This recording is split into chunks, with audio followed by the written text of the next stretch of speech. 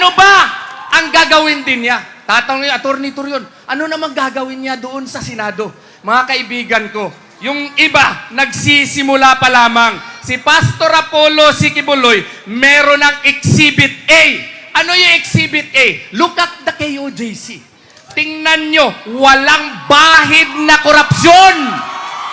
Maski lahat ng mga propriedad wala sa kanyang pangalan. He wants to be your main warrior against corruption. Yun po ang gusto ni Pastor kasi nakikita niya, grabe na ang pamulitika sa ating bansa.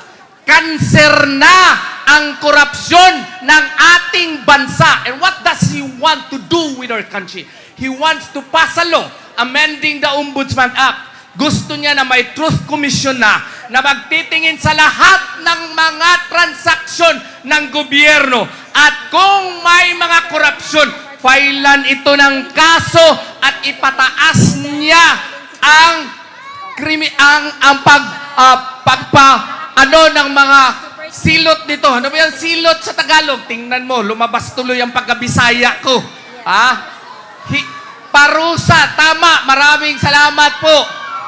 What he wants to do, ladies and gentlemen, is that he wants to amend the plunder law.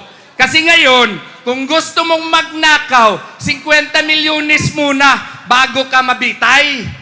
Gusto niya i-lower yung threshold nito. Hindi 1 million, 100,000. And what is the message, ladies and gentlemen? The message is to strike fear into the hearts of every politician who will rob our country from its coffers. Yun po ang gusto niya. Ano pa?